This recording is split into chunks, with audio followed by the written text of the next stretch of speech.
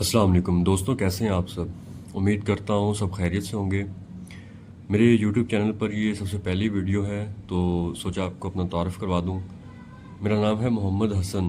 पंजाब के डिस्ट्रिक्ट खानेवाल से मेरा ताल्लुक़ है और मैं असील परिंदों की ऑनलाइन सेल और परचेज़ का काम करता हूँ। कुछ भी आपको परचेज़ करना हो असील के रिलेटेड, चूज़े, पट्ठे या ब्रीडर, तो आप मेरे दोनों नंबरों पर रब्ता कर सकते हैं। स्क्रीन पे मैं दोनों नंबर शो कर देता हूँ। इन दोनों नंबरों पर व्हाट्सएप मेरी मौजूद है।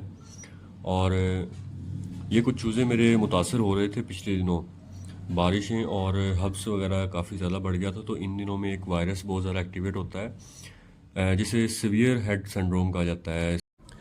ज़्यादातर शौकीन इस बारे कम तवज्जो देते हैं, लेकिन मेरा ये मानना है कि ये बहुत ज़्यादा मुहलिक साबित हो सकता है और पूरा का पूरा फ्लॉक आपका ख़राब कर सकता है, शौक आपका मुतासर हो सकता है बहुत ज़्यादा इसमें। तो इसकी अलामात कुछ ये हैं कि इसकी जो मेन अटैक है ना, वो आँखों पे होता है। जिस तरह से कोराइज़ा है, कोराइज़ा तो जिस तरह होता है ना, इंसानों में मोतिया की शक्ल होती है, आँखों का मर्ज़ जो है, जो सफ़ेद झिल्ली आ जाती है नूर के आगे, आँखों के आगे।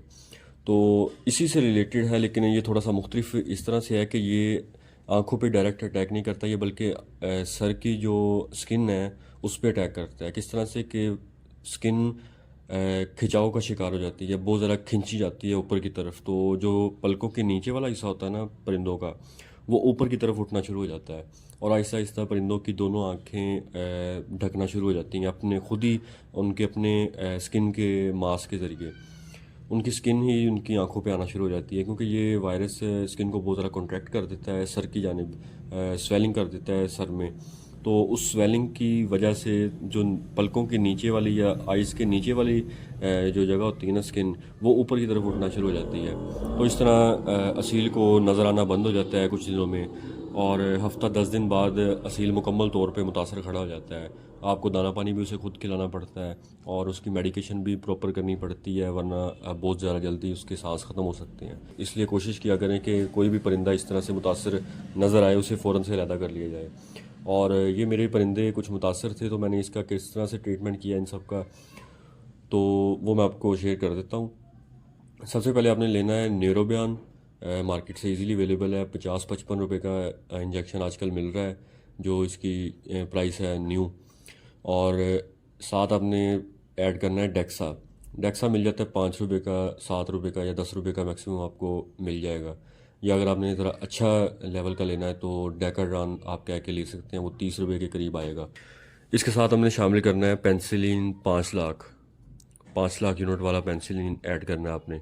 तो ये मुकम्मल नहीं आपने टीके लगाने, डोज के हिसाब से लगाने हैं। अगर तो आपके पास है बड़ा परिंदा, तो उसमें आपने ये करना है कि 2-2 पॉइंट सभी तीनों टीकों के लेने हैं। या अगर आप कोशिश करें कि डेक्सा का एक ही पॉइंट काफ़ी है। तो अगर परिंदा आपके पास छोटे हैं, जिस तरह से चूज़े मेरे पास थे, तो फिर तो आपने बहुत ज़्यादा एहतियात करनी है कि आधा पॉइंट डेक्सा का और एक एक पॉइंट दोनों टीकों का, ये आपने डेली उनके गोश्त में लगाना है, पोर्ट के साथ जो नीचे जगह होती है उधर। तो 3 से 4 दिन आप मुसलसल लगाएंगे और प्रॉपर से खुराक देते रहें, ताकि परिंदा खाली मेले ना खड़ा हो। तो इंशाल्लाह आपको रिज़ल्ट मिलेगा। तो मैंने तो तकरीबन 6 दिन किया मुसलसल ये टीकों वाला कोर्स, तो मेरे बेहतरीन हो गए थे माशाल्लाह। थोड़ा बहुत अभी भी स्वेलिंग शो करते हैं सर पे, लेकिन अब खिंचाव ख़त्म हो गया इनका, आंखों का। बेहतरीन खा पी रही हैं, खुद एक्टिव हैं। इसके अलावा अगर आप सिरप देना चाहते हैं तो अमोक्सल फोर्ट के नाम से सिरप अवेलेबल होता है मार्केट में, बड़ा इजीली मिल जाता है। और इसके साथ एरिनेक्स सिरप, ये दोनों सिरप आपने मिला के देने हैं। किस तरह से देने हैं कि 2 सीसी अमोक्सल का, 1 सीसी एरिनेक का सुबह के टाइम, और रात के टाइम 1 सीसी अमोक्सल का और 1 सीसी ही एरिनेक का। ये आपने परिंदे को रात के टाइम देना है। सुबह शाम के हिसाब से आप 4 से 5 दिन करेंगे तो इंशाल्लाह इम्यूनिटी बेहतर करेगा मुर्गा अपनी, परिंदा आपका एक्टिव होना शुरू हो जाएगा, क़ुव्वत मुदाफ़त बढ़ती रहेगी इस तरह से इसकी। तो ये भी 2-3 तरीके हैं मेरे पास, तो उम्मीद है कि आपको फ़ायदा होगा। इसके अलावा अगर आप चाहें कि जिस तरह से देसी इलाज किया जाता है, किसी भी दवाई के दिए बगैर कुदरती तौर पे परिंदे को एक्टिव करना है, तो सबसे अच्छा तरीका ये है कि आप कहीं भी मिट्टी वाला पानी, जहाँ खाला वगैरह होता है, जिस तरह से गाँव में देहातों में नाला वगैरह कोई पुराना जहाँ पे पानी गुजरता हो या ठहरता हो, थोड़ा बहुत 1-2 दिन ठहर के गुजरता हो, तो वहाँ पे ना बैक्टीरिया काफ़ी ज़्यादा होते हैं। थोड़ा सा आपने लेना है वो तालाब वाला पानी, नाली वाला पानी, वो आपने इंजेक्शन से दे दें, सिरिंज से 1-1 2-2 सीसी आपने डेली उसके पोर्ट में डालते रहना है।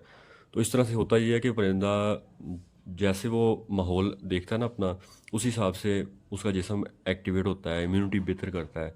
आपने देखा होगा कि नाली वाले पानी पीते हैं परिंदे, मुर्गे जो हैं गांव वगैरह में, तो उनको हल्की फुल्की बुखार, सर दर्द इस तरह से जो है ना वो महसूस नहीं होता है। जबकि शहर में जो परिंदे हैं वो थोड़ा सा भी उनको हवा चल लगती है या कोई भी इशू बनता है तो वो बहुत ज़्यादा मुतासर हो जाते हैं।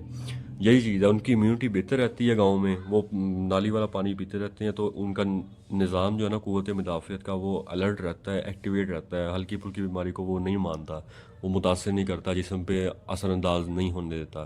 तो यही सीन है कि आप 3 से 4 दिन उसको वही 1-1 2-2 सीसी नाली वाला, तालाब वाला पानी दें।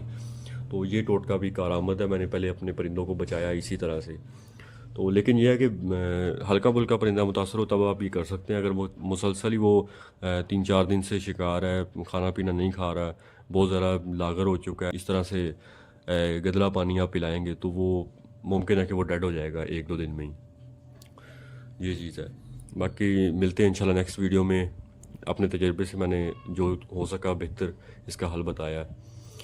नेक्स्ट भी इंशाल्लाह वीडियोस आती रहेंगी, नई नई इनकी बीमारियां जो हैं और उनके आजमूदा जो नुस्खे हैं, आजमूदा टोटके हैं इनके, वो भी मैं आपसे शेयर करता रहूँगा इंशाल्लाह। बने रहिए मेरे चैनल पे। अल्लाह हाफिज़।